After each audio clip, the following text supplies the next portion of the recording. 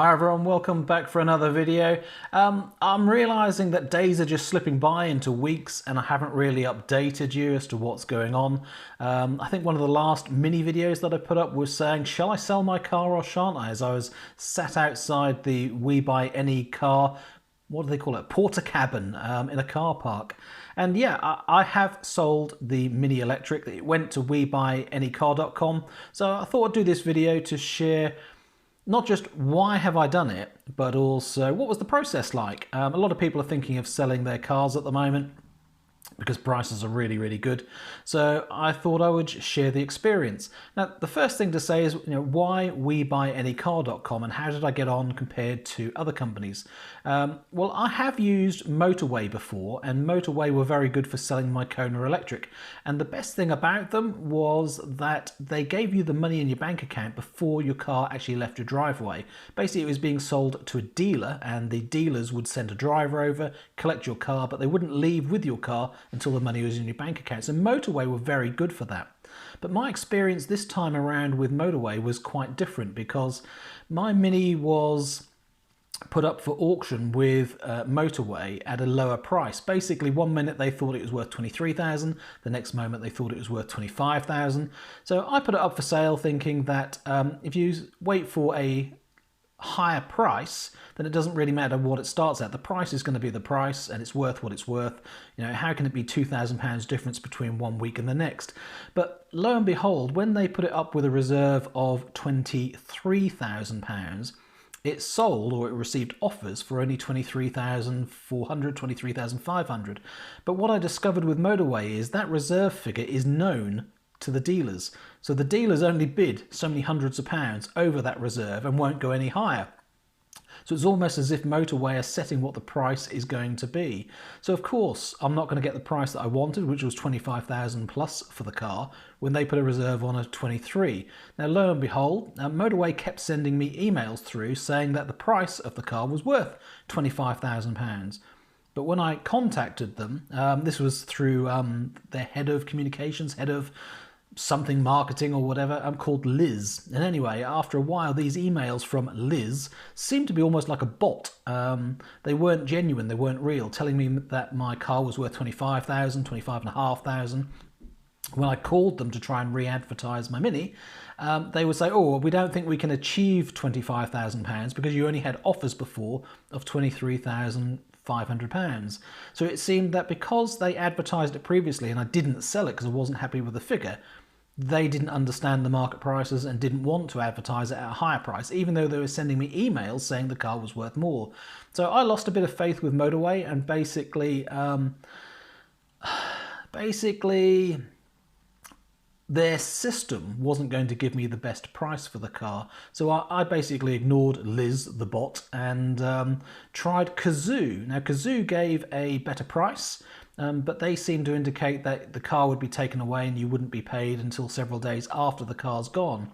So although it was a better price, that didn't seem ideal to me. So I went with Webuyanycarcom because, lo and behold, where they had previously been the worst for value of the car, they actually ended up being the highest value for the car. They at one point were offering me £25,850, I think, for the Mini Electric.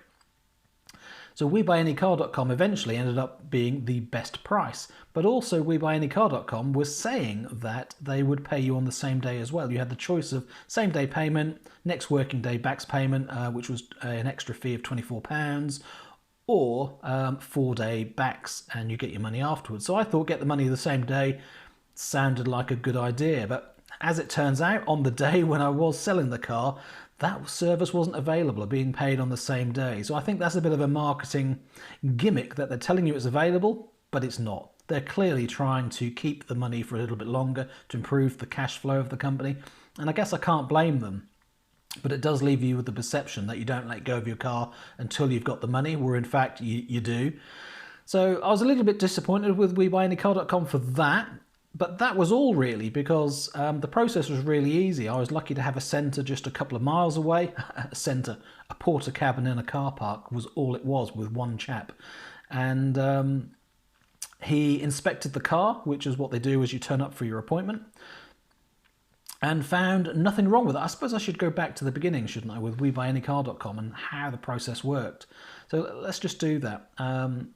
It started very simply. You've probably tried this before, and if you haven't, then you ought to, because it's really, really simple to do. You just put your registration number into Webuyanycarcom and the number of miles, and they give you a valuation. It's that simple, much simpler than all the other systems. So once you've got a valuation for the car, then you can set an appointment. So they give you a choice of different appointments at different times of day with your nearest centre where you can go and sell the car.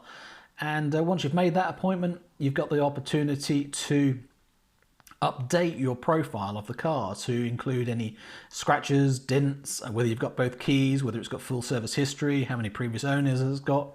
And all of those factors and all that information that you give onto the system affects your valuation. So if you don't put everything in there, you won't know what the true valuation of your car is. And then of course, when you arrive for your appointment, they're checking to compare that what you've input is what they can see on the car.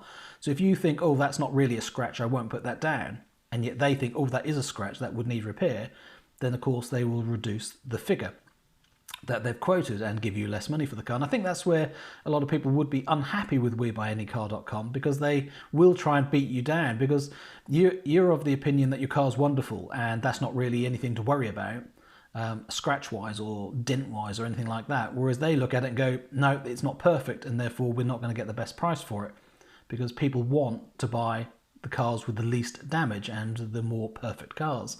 Now, I was very lucky from that respect. My Mini Electric was 1 year old. It's only done 4,500 miles, and it was mint. I probably washed it more than I drove it. I probably polished it more than I drove it. There wasn't a mark on the alloy wheels. There wasn't a dent. There wasn't any damage. There was no scratches. Well, I say no scratches. There was two very small stone chips together where a stone had bounced onto the bonnet of the car. So that was visible, but they didn't knock anything off of that. There was also a poor scratch from Cracker, where I hadn't put the towel down on the back of the car as he was getting out quick enough, and he had scuffed the back bumper a little bit on the paint. Whether that would polish out or not, I don't know, but they were marks, not real accident damage or proper damage. So they found nothing, there was nothing to deduct. They gave me the actual price that they quoted. So when they quoted me online first, just inputting the reg number and the mileage, it was 25,600. When I entered that it was no service history due, I had both keys, I was the only owner, etc. Input all the information, the price went up another £200. So their final quote was 25,800. I went to the appointment outside of the 4 days that they guarantee the value of the 25,600 figure they quoted, but it was within 4 days of when they quoted 25,800. So again, they didn't seem to mention about the guarantee, they didn't seem to worry about it. It was, they're inspecting the car on the day, what is the value? It could have gone up, it could have gone down. But it stayed exactly the same. They gave me exactly what they quoted. So yeah, I've sold my Mini Electric. And it was very, very easy. It was sold within an hour. The only problem I had was this bloke in the porter cabin didn't even have a printer.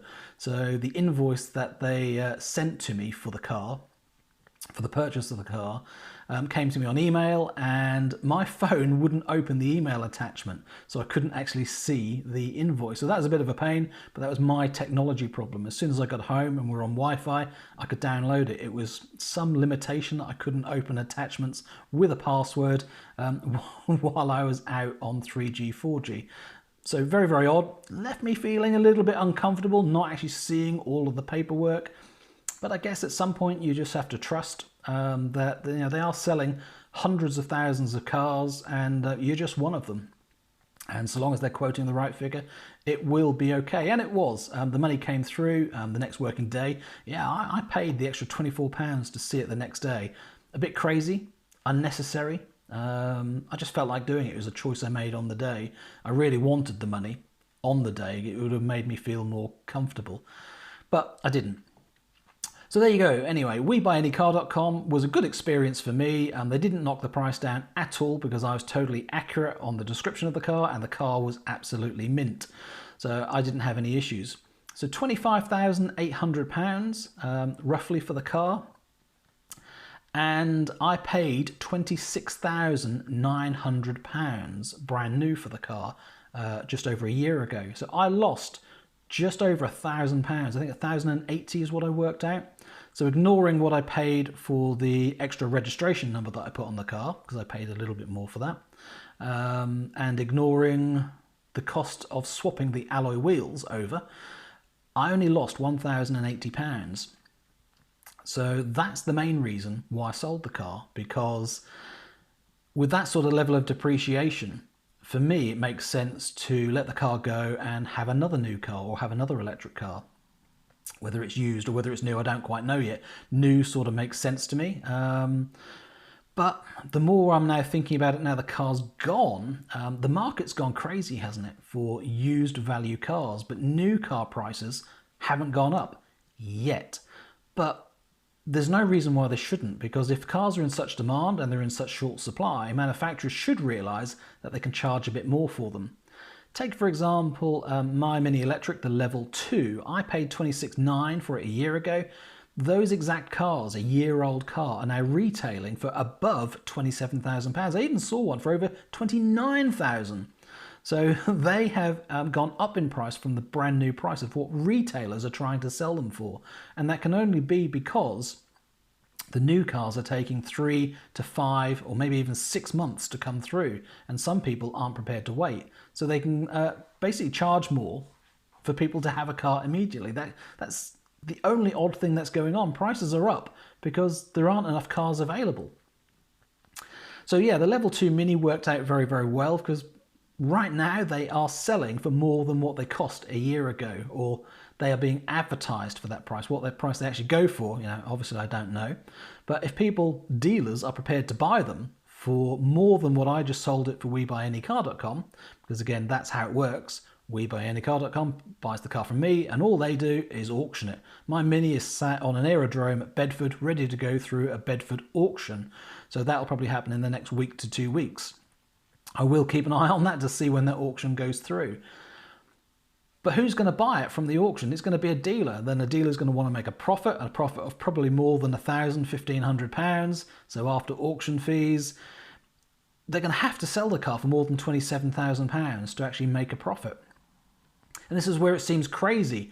Why would someone do that? Why would someone pay more for the car now than what it cost a year ago, on the hope of getting even more money for it and making a profit? It seems really hard for them to make a turn on that money. So yeah, I feel sorry for dealers in that situation, but then I feel not so sorry for them because my BMW Mini dealer only offered me £23,000 to trade in. And how crazy is that, when I can get £25,000 plus cash, and then other dealers are prepared to buy it for that value plus some more to retail it for even more? It's just greed, isn't it? The BMW Mini dealer didn't offer me a good deal because they wanted to make a profit on my car and a profit on the new car. And that really is just greedy. If they'd have offered me a sensible price of £25,000, I would have traded the car into them and they could have made a profit on both. Instead, they've missed out on the opportunity for the profit, and they have to buy from auction because they can't get them anywhere else, and pay even more for them. So the world's all gone crazy because they can't work out what's a good deal and what's not. They're all working inside of their systems, aren't they? And their systems just don't fit how the market is right now. So I think a lot of people are making mistakes in the industry and aren't adapting to this weird circumstance. And I'm making that presumption because it just makes no sense for my dealer to have offered me so little money that I would walk away from them and sell it for cash, and they would miss the opportunity. Because when I was down talking to my dealer, their showrooms weren't full of new cars because they don't have any. They were full of used cars. So they can't get the cars to actually put in the showrooms. They are really, really short of good stock. So it makes no sense to have offered me a really low deal in the first place. So I'm disappointed with my dealership for that.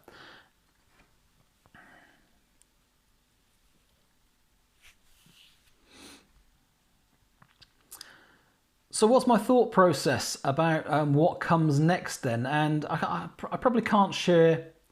I can't share everything about that because it's not concluded in my own mind. I know I want another electric car. I know I want one as soon as possible, and I know some of the options that are out there. But which exact one I'm going to go for, I don't think I'm really ready to say yet, because there are lots of opportunities. Cars do become available. I am looking and testing Skodas. I'm looking and testing, hopefully testing Polestar. I'm looking at Teslas. I'm looking at another Mini. I am looking at Peugeot. I'm looking at everything, the whole breadth of electric cars. But it's really hard to work out which one I'm going to be happy with and what I want to get. I don't just want to get a car because it's an electric car. I want to get one that progresses my experience with electric cars and makes me happy. And I probably need to do a separate video on the dynamics of choosing what car I want, because everyone's thoughts about what they want and why they want it is very different. This car is for me and for me only, so it's not for Susan and taking Cracker out necessarily. She's got her own car for that. So yes, they're going to use it for sometimes, but it's me that needs to be satisfied with this car. It's my car predominantly. So it's not a family car. I don't have to worry about how much space there is in the back and whether we can take 2 or 3 people. I don't worry about any of those things, because if I have to do it, I have to do it. And if they're a little bit cramped in the back, I don't mind. I'm not fussed. I'm not going to buy a car about how much space there is to take passengers in the back, or how much boot space there is if we have to go for an exceptional shop sometime. I'm just not fussed about those things. I really do look at it from a point of view of, what do I do in my driving most of the time, and cater for that. Everything else can be compromised. So for me, it's about Norfolk driving. It's about days out. It's about weekend driving. It's about road trips over to Lincolnshire, to Yorkshire, to Derbyshire. They're things I want to do. So it's about how I want to do my driving and where I want to do my driving, and how comfortable and enjoyable will that be. Also the cost. I do like efficiency. I don't like the idea of like a Jaguar I-Pace and having 2.5 miles per kilowatt hour, and therefore having to consume twice as much electricity to go to the same distance as I do in the Mini. So I would like the I-Pace just as an example, because of the quality, because of the ride, because of the performance, but I wouldn't want it because of the efficiency and also the width of the car on some of the roads that I drive on. So there's a lot to think about, because there are a lot of great cars, and I think the Kia EV6 is a great example. That I like the look of it. I like the interior, I like the tech, don't really like the price. I think the rear-wheel drive derivative with extended range will be a very good car, and the efficiency should be okay. But again, it's a big car, and will that suit my needs and requirements? I don't know. So there's lots of dynamics about, lots of cars are available, lots of them are good, but is it what I really want? So working out in your mind what you really want, rather than diving in and saying, I really fancy an I-Pace, I really fancy an EV6, I really fancy a Skoda Enyaq Sportline. It doesn't matter how much you like the idea of it. It's once you've got it, what would it be like living with it, and how would that compromise what you do and where you drive and your driving experience? So is it about which boxes get ticked the most? Or is it about what is the compromise and what is the least objectionable compromise? I'm not sure. There's so many different facets and thought processes about what car to buy, and I'm very conscious not to try and get caught up with what's the latest and greatest and the best technology out there and get carried away with that, because otherwise I could soon end up with a Porsche Taycan Cross Turismo, because it looks bloody brilliant. I mean, for goodness sake, if money wasn't an option, that's the car I'd have. But right now, I haven't tested it yet, and would I really want to spend £85,000 on an electric car? And this is what's crazy, isn't it? At one moment when I bought my Kona Electric, $32,000 was the most expensive car I'd ever bought in my life. And it was a ridiculous price. Now £32,000 seems cheap for an electric car. £40,000 only gets you to a certain level. Above 40 before 50 gets you to that exceptional level where you could be in Model 3 and Model Y potentially, if they get the single range model out, and Skoda Enyaqs and bigger, more capable long-range electric cars.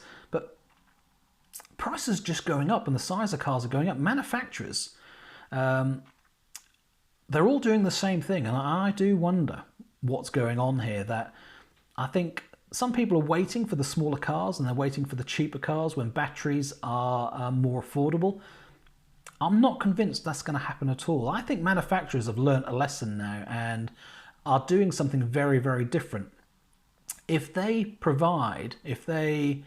build less cars, so there is more demand for the cars that they build, and they build them bigger to a higher spec, then they will sell more higher priced cars, but less numbers of cars than what they would have sold before. So the days of selling dirt cheap entry-level cars might be gone, and manufacturers might have learned to keep demand high above supply, and then they discount them less. They can load them up with tech and sell them for more, build bigger boxes and sell for more. And so instead of selling at an average price of, let's say, £20,000-25,000, the average price they're selling for is £35,000 to £40,000. I think manufacturers have learned some lessons now with the chip shortage, with the market changes, with going electric. And I'm not convinced it will go back to how it was. I'm not convinced that you'll be able to go into a dealership and haggle discounts well down and buy entry-level cars really cheaply. I'm not necessarily convinced. I think we're a long way off that happening, because manufacturers are still making a profit, and yet they're not selling the same volume of cars. So I'm a little bit apprehensive of cars getting bigger, cars getting more expensive all of the time. What is the answer? The prices just keep seeming to go up and up and up. So the longer you delay, the more you're going to have to pay at some point.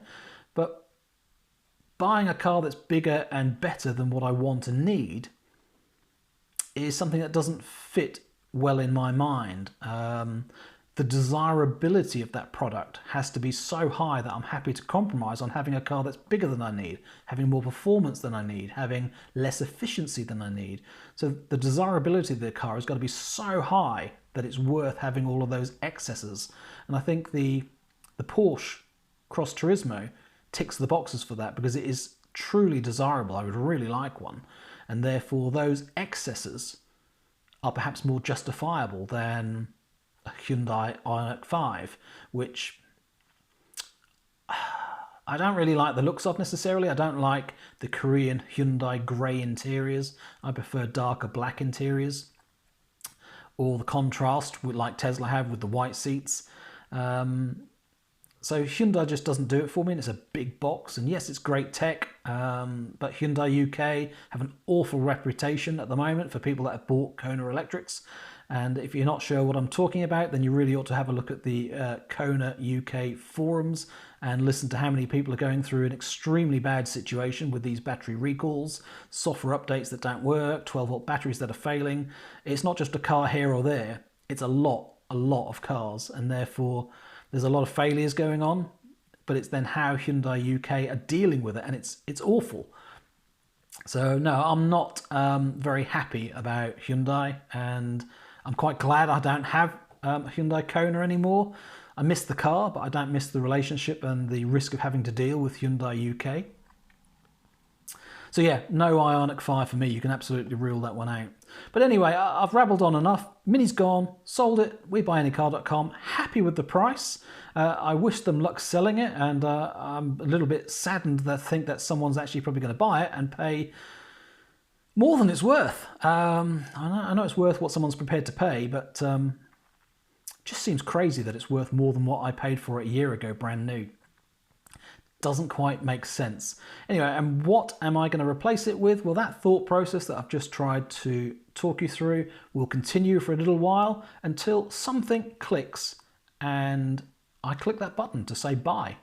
And then I'm sorted and I'm back on the road again in an electric car. But until then, I am on Shanks's pony and borrowing Susan's petrol Mini, which I really don't like the idea of filling up at petrol stations and spending petrol. I looked at her petrol bill for the last month and it was just over £100. It's not a lot of money, and the car's really economical. It does, on average, 51 miles to the gallon. It's a very good car, but £100 a month on fuel. I'm just not used to that. I'm used to £10 to £20 a year for fuel. So I'm very lucky, and I guess that's part of the process of selling now, that I don't do as many miles in the winter, and therefore it's not going to affect me as much. And there's also the positive that if I'm not charging an electric car during the winter, then I've got more kilowatt hours from my solar panels to power my house. So there's at least one positive of not having an electric car right now.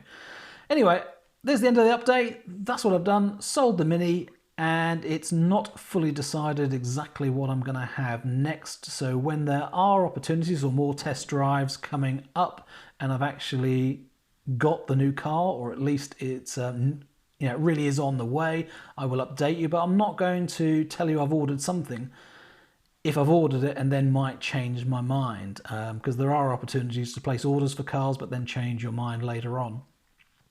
So I won't bother with you with that. One of the other things I do need to update you on is what I'm doing heating-wise, talking about electric heating, air source heat pump and all those sort of things, because there is progress with what I'm doing with my test at home, powering my house, heating my home with just electricity this year. And I didn't update people in my monthly solar and energy update, so I need to do an update for that. And then it'll be the end of the month, and it's time to update you all on the solar stats, the energy stats for the month as well. So there's quite a few videos. Last thing I've got to mention, I guess, is the weirdness of YouTube again. The last couple of weeks, I've probably done a few more videos than I normally would with selling the car, going on an i3 test drive. They were all impromptu videos, and they weren't done with cameras mounted up. They weren't done with a lot of editing. They were very simple, very basic videos, and yet my YouTube views and subscriber counts have gone up more proportionally with those videos than they do with the videos I spend more time trying to produce. So I guess I should pay attention to that and do more videos perhaps like this, where I'm not going to edit it as much and just release my thought process and talk and do more impromptu filming and share those sort of things. So I might try that for a while and see how we get on. But let me know in the comments below if you think this video is too talky, too long, just what you need. I have no idea, because YouTube just really doesn't give me a true picture of what's the best thing to release. So I can only go on the volume of comments that I get, and the volume of views, and the volume of people that click like on my videos. Thanks for watching, as always. I really do appreciate it. This probably has gone on too long already, so I'll see if I can cut it down a bit. But the whole point is just to share the experience, isn't it? And to share what my thought process is. And I think I have now done that on selling my Mini. Take care. See you again soon for the next video, and bye for now as always.